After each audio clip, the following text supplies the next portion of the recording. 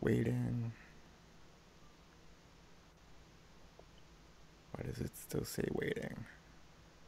Unless it's not that one.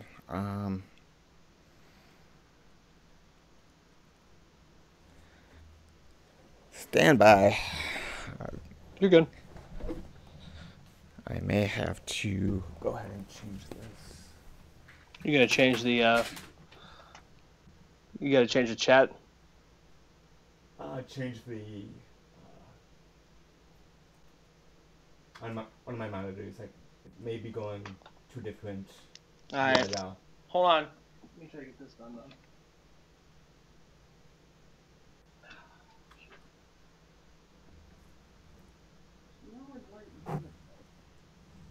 Alright, I do have a different URL for the screen.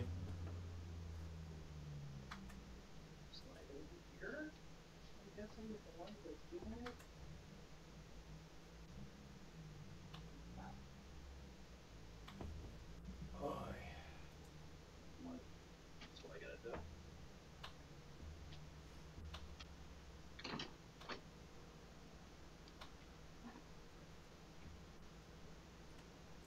Alright, I just sent you a new URL to the stream. Looks like that one's good. Oh, come on, man. Ow. Hold on 1 second. No worries. Try to get this done.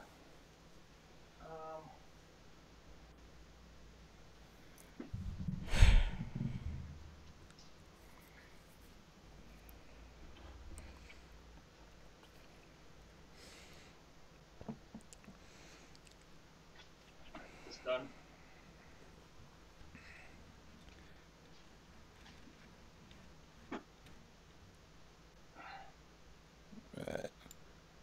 We will be with you momentarily. Just having a few technical issues. Please stand by.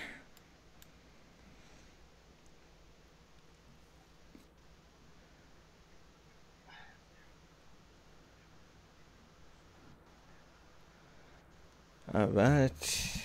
That is looking good. Everything should be okay. Just waiting for Russell to get back. How's that for glare? That's fine. That's good. I'm not going to worry about it. I did send you a new URL via Facebook Messenger for the stream. All right, I got you. Ready when you are. All right, let's go ahead and try this again. Take two. And on this live stream, we are talking Oscars. That's right, the Academy Awards. Hollywood's biggest night is tonight. I'm being joined by a special guest. We're going to run down all our predictions as far as who we think is going to win. Let's go ahead and get started right now.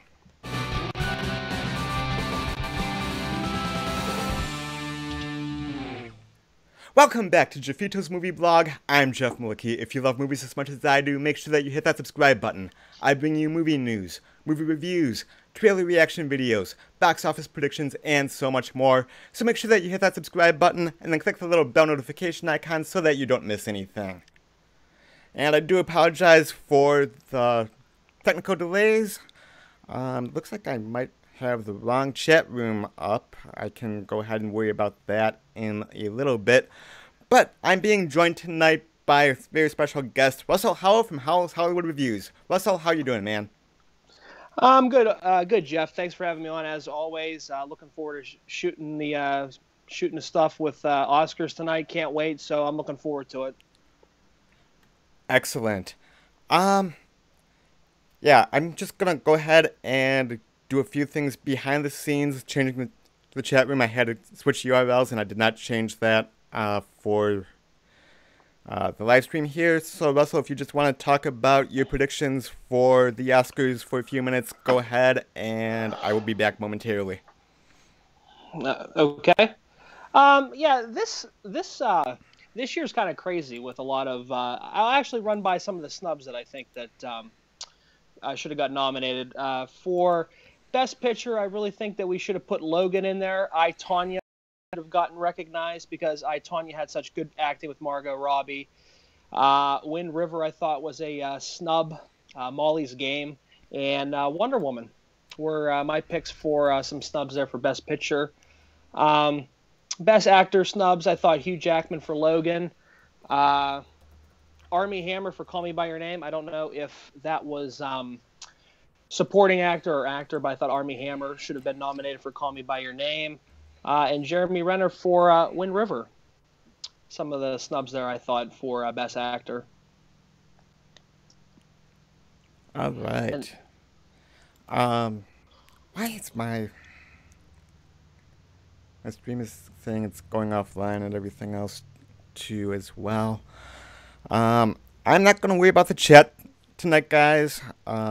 Sorry about that. I cannot get the chat working on my end, unfortunately. So we're going to do without the chat unless I can get that working as we go on. But let's go ahead and get started anyway. Gotta love the technical difficulties, as always, with my live streams. But we're here, we're live, things are rocking, not a big deal. So if we go into our list of nominees, let's start with Best Director. We've got Christopher Nolan for Dunkirk, Jordan Peele for Get Out, Greta Gerwig for Lady Bird, Paul Thomas Anderson for Phantom Thread, and Guillermo del Toro for Shape of Water. And Russell, who do you think is going to go Best Director? I am going to go ahead and go with the obvious. I think Guillermo del Toro for The Shape of Water. To me, I felt like Christopher Nolan's Dunkirk. You know how I'm on the board with that. I don't think that's his best work. I don't see him winning. I don't see Paul Thomas Anderson winning for Phantom Thread. I don't think that's his best work. Greta Gerwig could be a dark horse there for Lady Bird. So, yeah. And Jordan Peele, I don't know. I wouldn't be surprised with Gerwig or Peele, but I'm going to go ahead and go with Guillermo del Toro for Shape of Water for Best Director. I agree. I do think it's going to go to Guillermo del Toro. No, again, Greta Gerwig did fantastic with Lady Bird. I can see a certain contingency of the Oscars wanting to go to Jordan Peele. It is his directorial debut, and it was a fantastic film, Get Out. But I do think it is going to go to Del Toro. Unfortunately, I don't have the chat room, but let's go ahead and see what everybody is saying. We've got Ryan O'Toole in the chat room, Jamie Hughes in the chat room, Sir Deadpool in the chat room. How you all doing, guys? And it looks like everybody is on the same page with the Best Director going to Del Toro. Alright, let me pull back up here and move on to the next category that we're going to be talking about, Best Supporting Actress. We've got Mary J. Blige for Mudbound, Allison Janney for I, Tonya, Leslie Manville for Phantom Thread, Laurie Metcalf for Lady Bird, and Octavia Spencer for The Shape of Water. Once again, Russ, I'm going to turn it over to you first. It's going to be between two actresses that I think have the best shot at winning this. I think Laurie Metcalf and Allison Janney are the two, in my eyes, that have the best shot of winning this. And I'm going to go ahead and go with Allison Janney for I, Tonya. What she brings to the table with I, Tonya, portraying Tonya Harding's mother, just the rough around the edge type non-traditional parent she was. She adds for comic relief, and on top of it, you kind of feel bad for Tonya Harding's character because the mother is so verbally abusive to her too. So for me, I'm going to go ahead and go with Allison Janney. It's a no-brainer for me. Yeah, I agree. It's pretty much a lock. I do think that Laurie Metcalf for Lady Bird could be a little bit of a dark horse. If it does not go to Allison Janney, then it will be going to Laurie Metcalf. But I think it's pretty much a guarantee in my mind that Allison Janney will win for her role in I, Tonya as Tonya Harding's mother. Just really great performance and really helped to elevate the film a little bit.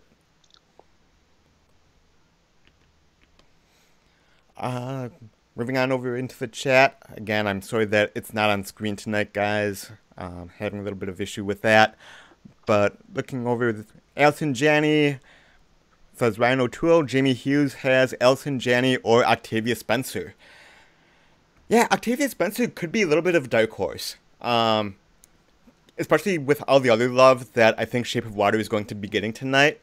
I would not necessarily be surprised if Octavia Spencer gets it, but I do think that Laurie Metcalf and Allison Janney are the two best shots of that. Melissa, what do you think of Octavia Spencer and her chances? Octavia Spencer, I think, could be a dark horse. To me, it's Allison Janney or Laurie Metcalf for me. I don't see anybody else really competing with those two.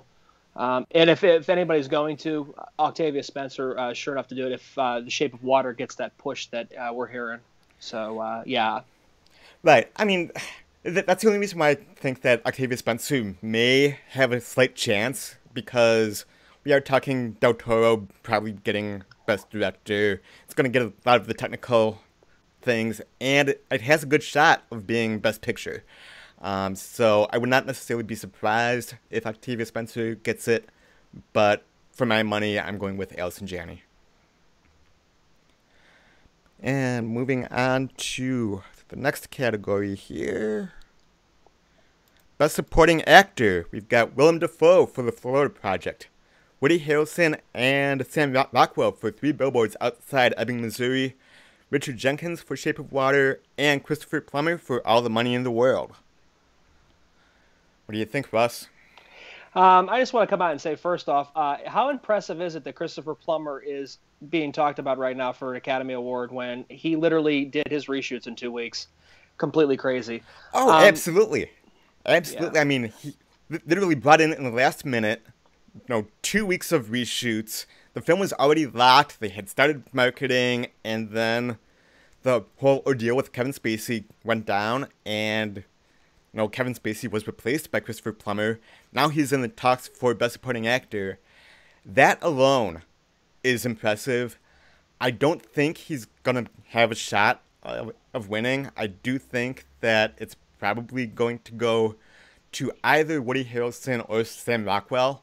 My only problem there is they may be splitting the vote, because they're going up against each other for the same movie. That could be splitting the vote a little bit. Otherwise, Shape of Water may get Best Supporting Actor nominee here as well. Yeah, I went with I just wanted to make a side note about Christopher Plummer. My vote was for Sam Rockwell. I thought what he did in 3 Billboards Outside Ebbing, Missouri was nothing short of amazing for him. A really career-defining performance, I feel, for Rockwell. I don't think Woody Harrelson was as good as Rockwell, and if I'm going to have to nominate between the two of them, I'm going to side Rockwell. And then I think it's Rockwell pretty much. I could see Jenkins coming in. And a dark horse, don't sleep on Willem Dafoe, because the Florida Project, he was really good in the Florida Project. But my vote, Sam Rockwell, 3 Billboards. Yeah, I'm going to go with Sam Rockwell as well. I did just want to bring up and point out the fact that there is the potential of splitting the vote. Whenever you have 2 actors or 2 actresses being awarded for the same category for the same movie, sometimes the Academy kind of splits the vote, and they don't get to that magic number to put them over the top. That's why I do think that we may see somebody else. However, Sam Rockwell for 3 Billboards was fantastic. In my mind, hands down the Best Supporting Actor of the year. I'm kind of surprised that they also gave it to Woody Harrelson for the same movie, even though he was great in his limited time in that film. Yeah. I don't know. It is a stacked category, I think. I'm not going to be too horribly surprised no matter who comes up with it. But, yeah, those are my thoughts for Best Supporting Actor. And as we move into the chat room, once again, I apologize. This is not on screen tonight. Thanks to some technical difficulties behind the scenes, but we are rocking and rolling anyway. Looks like Jamie Hughes says Sam Rockwell hands down. Ryan O'Toole did not put in anything in the chat room for his nominee for Best Supporting Actor yet. So let's move on. We got Best Actress. This is a very stacked category. We've got Sally Hawkins for The Shape of Water, Frances McDormand for Three Billboards Outside Ebbing, Missouri, Margot Robbie for I, Tonya, Cerise Ronan for Lady Bird, and of course Meryl Streep for The Post. Russell, once again, I'm going to have you kick it off. All right. I just want to voice my disdain for the lack of Jessica Chastain from Molly's Game in the category. That was just my. You are my not two wrong, cents. my friend. That was a snub. For me, Meryl Streep, you can't give her an Oscar nomination just because she's starring in a movie. To me, I really thought that Chastain really drove that movie. But if I'm going the 5 actresses that are in this category, I don't see Streep winning it. To me, I think this is all Frances McDormand. What she did on the screen as a mother who has lost a child in the grieving process, trying to get her daughter's memory back in the eyes and get back in the minds of the officers that were, investigating the case. I think her performance was, I think that's even a better performance than she was in Fargo. So I am going to go Frances McDormand. Yeah, I'm all aboard the Frances McDormand train here as well. I do think Cerise Ronan has an outside chance, but overall, it's definitely pretty much a lock, I think, that it's going to go to Frances McDormand. Sally Hawkins for Shape of Water, though, that would be my pick, who I want to win. I thought she was incredible in that movie, acting as a mute woman, not really having any lines, and just being so expressive just by her facial expressions. But, again, I think in any other year she may have gotten that, but this year, Frances McDormand's performance in Three Billboards just pretty much seals it, in my mind. Yeah, and for me to go to say who I wanted to win, I mean, I'm obviously thinking Frances McDormand, but I love Saoirse Ronan. She's such a young actress who has so much potential. Anything she's done in the last 6-7 years, she has carried everything. And to me, I just feel that Saoirse Ronan is a very underrated actress. She's going to get a gold statue one day. I thought Margot Robbie was excellent in I, Tonya. But again, Frances McDormand is just on a different level here with this performance. So to me, I can't see the other ones overcoming that. Right. It is probably the most stacked category where you can make a very valid case for any of the 5 actresses that are nominated here. Perhaps out of any category, this is the toughest. Because all 5 of these ladies did phenomenal work in their respective films. And, for sure. Yeah, absolutely. And as we move on now to Best Actor, we have Timothée Chalamet for Call Me By Your Name, Daniel Day-Lewis, probably the best living actor around, for Phantom Thread, Daniel Kaluuya for Get Out, Gary Oldman for Darkest Hour, and Denzel Washington for Roman J. Israel Esquire. We'll also kick it off. We pretty much know, I think everybody kind of knows where this train's going. I just want to talk about the other mentioned nominees.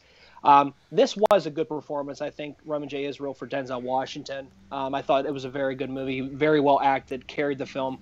But the surprising actor here that really caught my eye was Timothée Chalamet for Call Me By Your Name. I thought he was phenomenal in the film. I thought he really drove this film. But overall, what we're dealing with here is the year of Gary Oldman. What he did in The Darkest Hour, to me, portraying Winston Churchill, getting in the bodysuit, going through the 3+ hours of makeup, really helped drive this film because I had zero interest in this film. Gary Oldman, to me, was the reason why I watched the film because his acting was absolutely amazing. So I go Gary Oldman, Darkest Hour for sure. Yeah, that's my pick as well. I think it's pretty much a lock.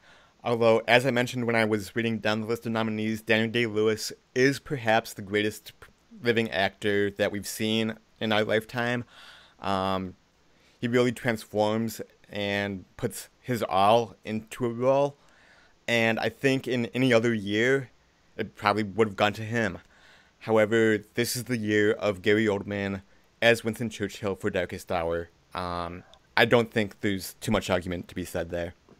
No, and I don't think this is Daniel Day-Lewis's best. For me, I think what he did in There Will Be Blood, Lincoln, The Phantom Thread was really good, but when you look back at those movies, I don't. It's just it can't compare. I don't think this is Paul Thomas Anderson's best movie. To me, like I said, it's Gary Oldman for sure. Yeah, absolutely. You know, this is another fairly stacked category where I can see a couple of different scenarios where different people would win. But again, my gut is just saying Gary Oldman has this very much locked down. I mean, for sure. Yeah, we don't know. I mean, and that's the thing. How you said it just depends on where the momentum goes during the course of the show. If we see Get Out, I wouldn't be surprised to see Kaluuya come back and win, and then Jordan Peele win director. I mean, we've seen crazy things like that happen before at the Oscars. So, but to play it safe, Gary Oldman for sure. Yeah, I mean, Daniel Kaluuya did a fantastic job. Get Out is a great movie. Jordan Peele did a great job, especially for his first time director. But I don't see enough momentum behind Get Out that his nomination, Daniel Kaluuya, for Best Actor, was a little bit of a surprise to me. Yeah, I agree. I mean, I'm not saying that he doesn't deserve it. I just am a little hesitant to put it in the top five.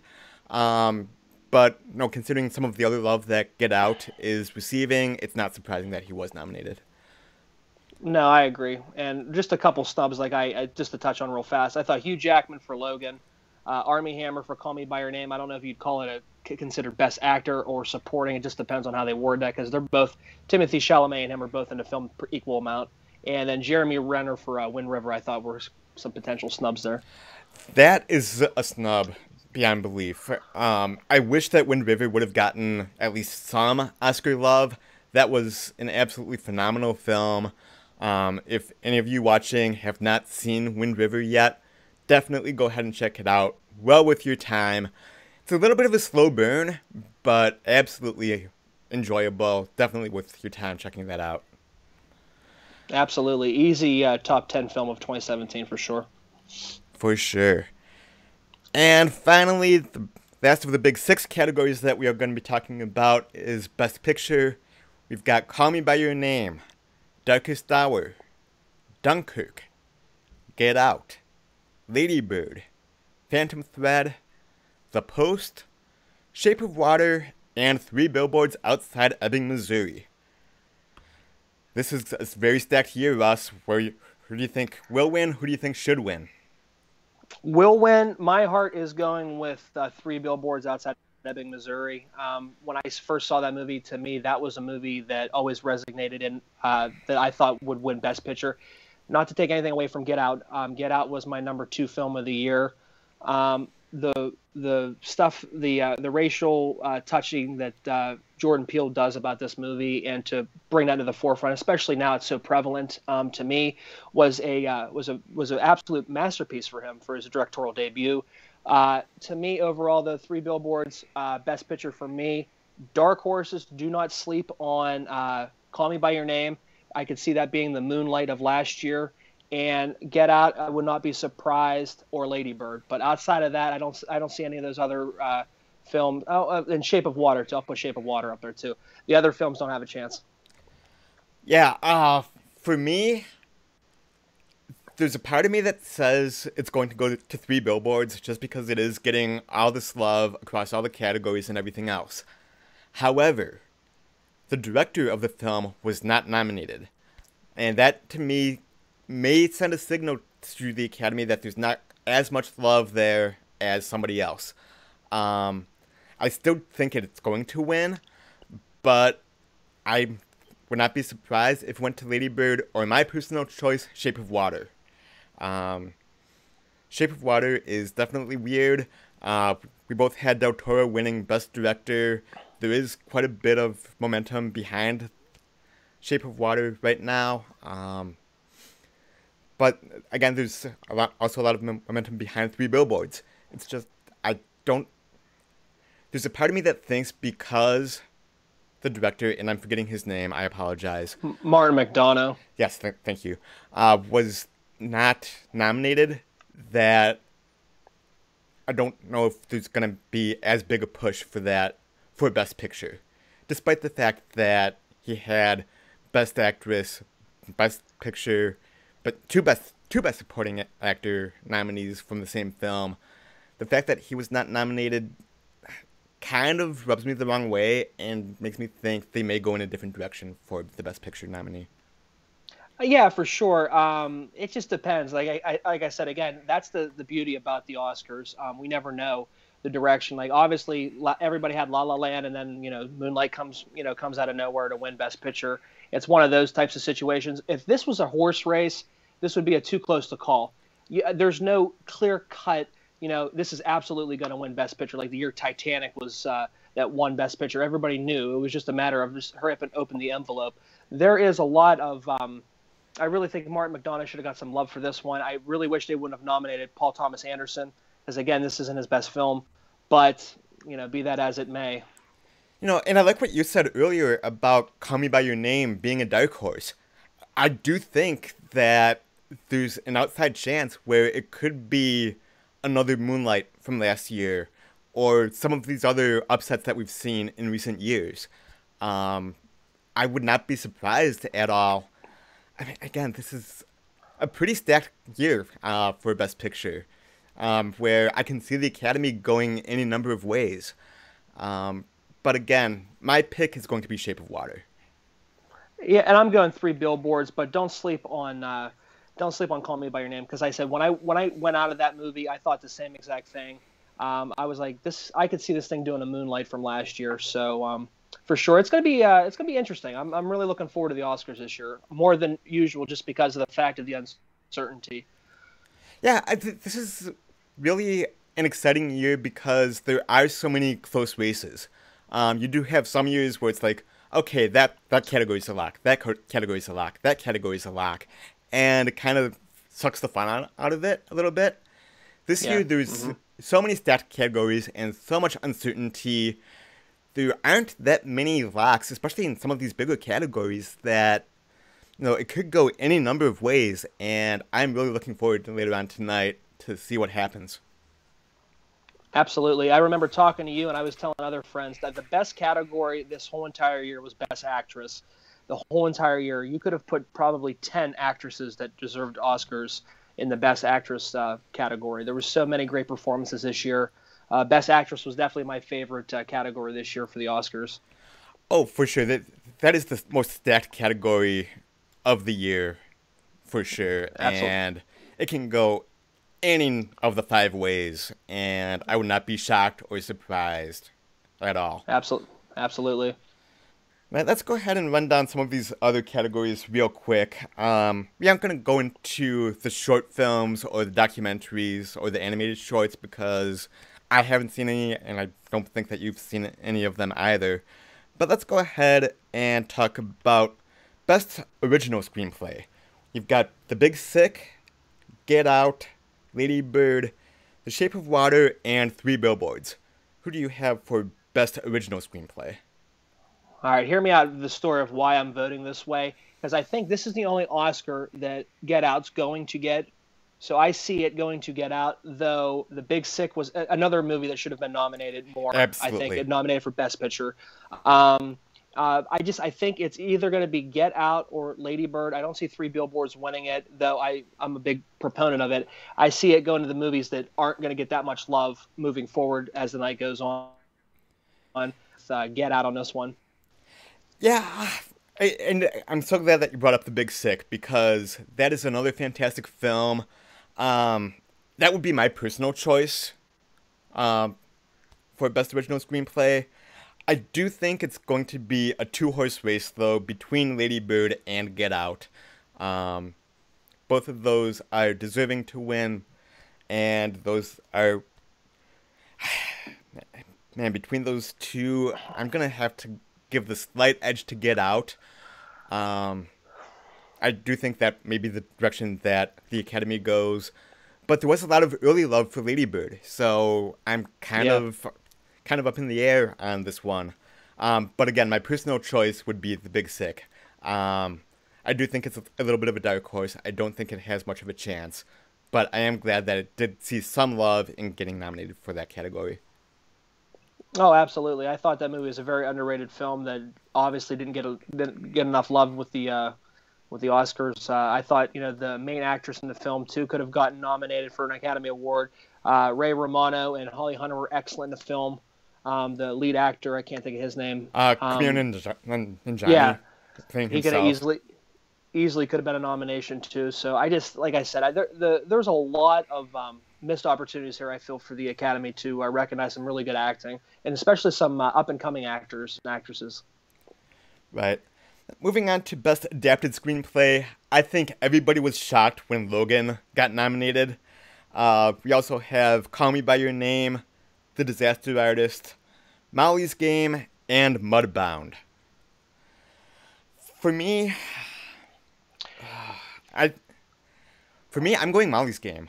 Um, I I think that was a fantastic film. I'm shocked that it did not get more love for Best Picture, and once again, Jessica Chastain was an absolute snub, not getting in for Best Actress. But again, that is probably the most stacked field, most stacked category that we have.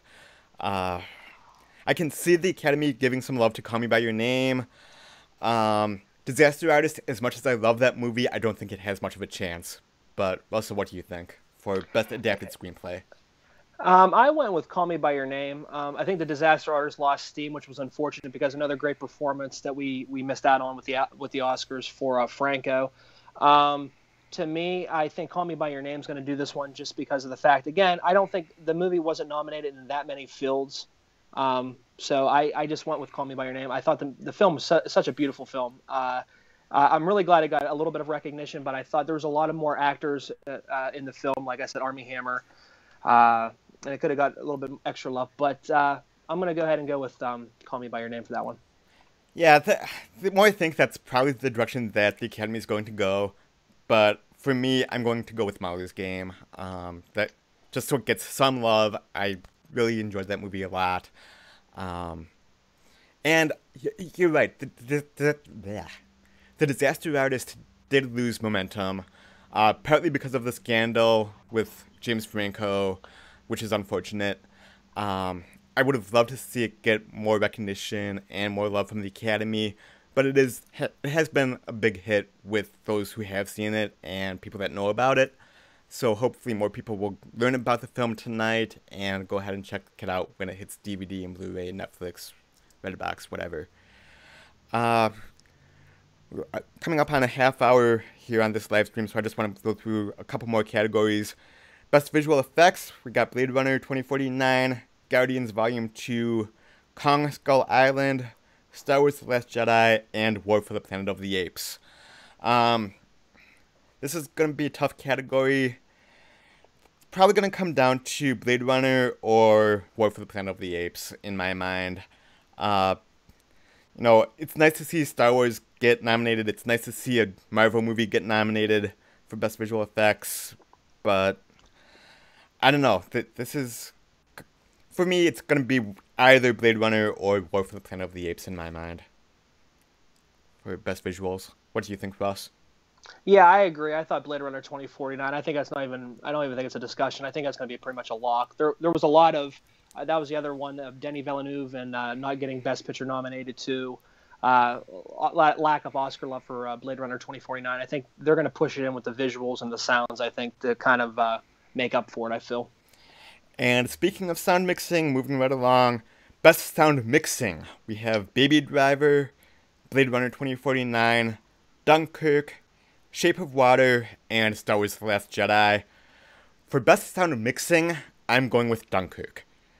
Just the way that movie was mixed. And normally I don't pay a whole lot of attention to the sound mixing. It just kind of fades into the background as it should.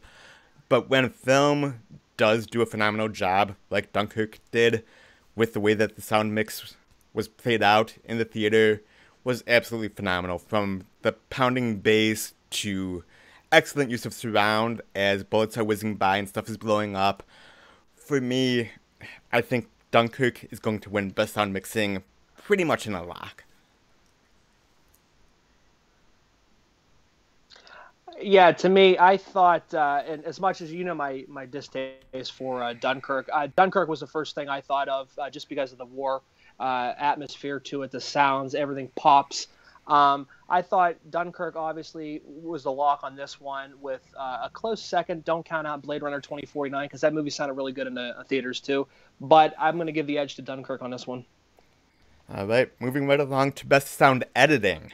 Here we have Baby Driver, Blade Runner 2049, Dunkirk, Shape of Water, and Star Wars The Last Jedi. For Best Sound Editing, I'm going to have to go with my gut, one of my favorite movies of the year, going with Baby Driver. The way that they edited the sound and edited the film to the soundtrack was nothing short of awesome, inspiring, just something that I have not seen before. We did see a couple copycats later on in the year with Atomic Blonde did something similar in their use of sound and music, and a couple other films, but Baby Driver, hands down, best sound editing.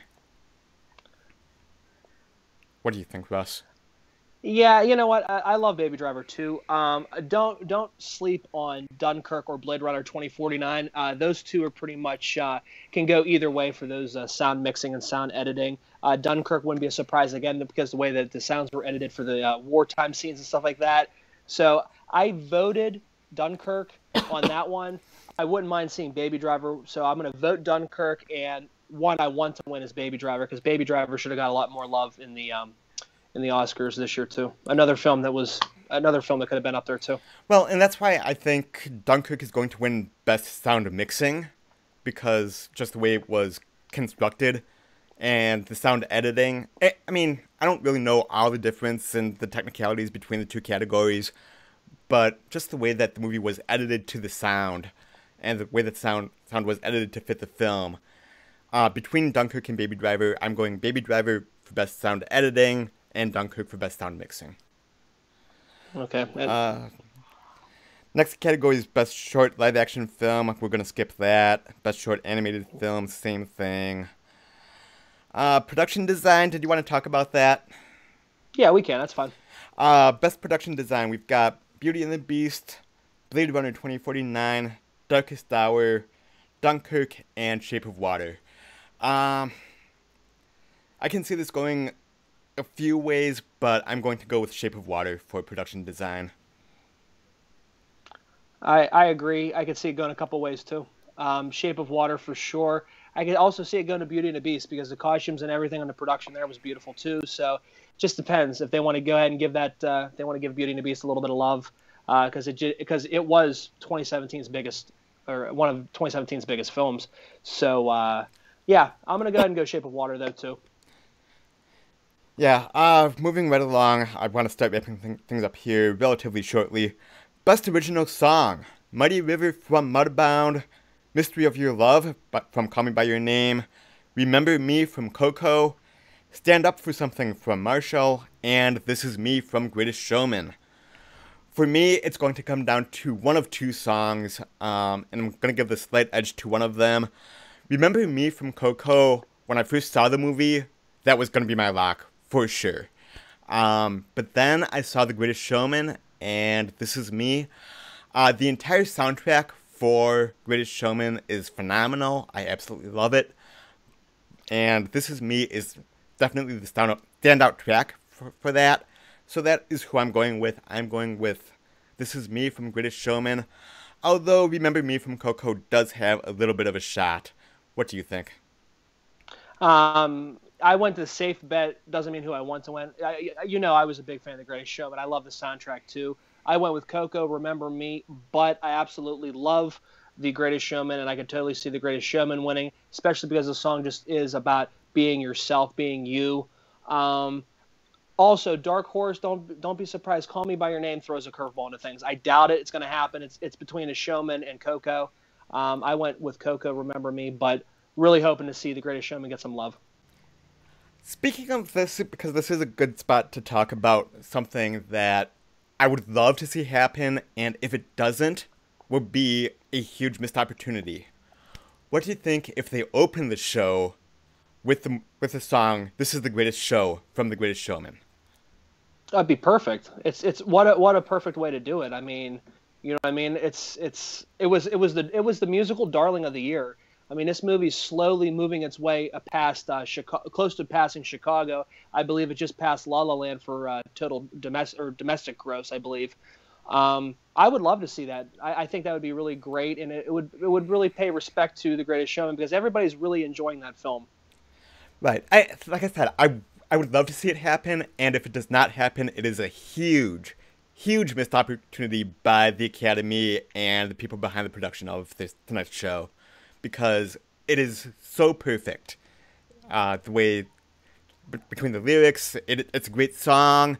The message behind the song, would be an absolutely perfect way for it to kick off, and I'm really hoping that in a couple hours, that's how they kick tonight's show off with "This Is the Greatest Show" from Greatest Showman. Yeah, that would be really great. That was actually a really good idea. Moving on to Best Original Score, and then I think we just have animated that we're going to talk about, and we will wrap things up here. Best Original Score, we've got Dunkirk, Phantom Thread, Shape of Water, Star Wars: The Last Jedi, and Three Billboards. This one, I really don't have a horse in the race. No, the personal part of me, the Star Wars fan of me, wants to give it to The Last Jedi because John Williams did use a lot of familiar themes, but I'm struggling to think of any new themes that he created for the film. So I don't think it's going to go to Star Wars. The other scores, none of them really stood out to me. I don't know, Russ, what do you think on original score? To me, one that actually did stand out for me when I was watching Phantom Thread, just that uneasy background music that was playing the whole entire time really gets you on the edge of your seat, gets you kind of uncomfortable and stuff like that. I think Phantom Thread's a lock for this one. Honestly, I really, that in its own type of Baby Driver type of way really drove the movie, and the tension that you feel in this film is on pace with what you hear. So I'm going to go with Phantom Thread on this one. Excellent. And finally, I'm going to skip a couple categories and stuff that either none of us have seen or aren't that interesting, and jump to our final category that we're going to be talking about, Best Animated Feature Film. We've got The Boss Baby, The Breadwinner, Coco, Ferdinand, and Loving Vincent. I'll toss it to you one more time and then give you my thoughts.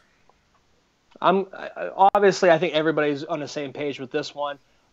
Don't be surprised, Loving Vincent, if Loving Vincent wins, because this movie got a lot of hype about being a really great film. I haven't seen it, but I just can go by what I heard about reviews on it. Ferdinand, Boss Baby, those ones don't stand a chance. This is Coco's. But don't be surprised if Loving Vincent would somehow upset Coco. I doubt it's going to happen, but if it would, I think Loving Vincent is the movie that would do it. Yeah, for sure. It is going to come down to those two. I think Coco is a lock, for sure. Loving Vincent is beautiful, but the story is a little bit lacking. There's no denying the technical achievement that went behind Loving Vincent. That is just a technical masterpiece, absolutely gorgeous to look at. But again, you're talking best animated film as a whole, not best drawn, best produced, whatever. It's as a whole, and I think the story didn't quite do it for me. Even though it is a beautiful film, I am shocked that the Academy nominated Boss Baby and Ferdinand, and did not give any love to the Lego Batman movie or the Japanese anime Your Name. This is just a very weird category this year. But again, I think it is a lock that it's going to Coco. Yeah, absolutely. Boss Baby, the movie wasn't, it was okay. It wasn't anything that I would say, oh, this is going to be an Academy Award nominated movie. But to me, yeah, this is a no-brainer. It's Coco's. Yeah, it is Coco's year for sure. Well, I'm going to start wrapping things up here. Russell, thank you so much for joining me on this discussion. It's been a fun hour. Tell everybody where we can find you online and here on YouTube. YouTube, I am at Howell's Hollywood Reviews. Instagram, Twitter, Letterboxd, Stardust, all that fun stuff. It's HH Wood Reviews. And like I said, I appreciate you having me on. I love talking anything movies, so this was a pleasure to do with the Oscars. Anytime, man. Have to do this again next year for sure. And that's going to wrap things up for me.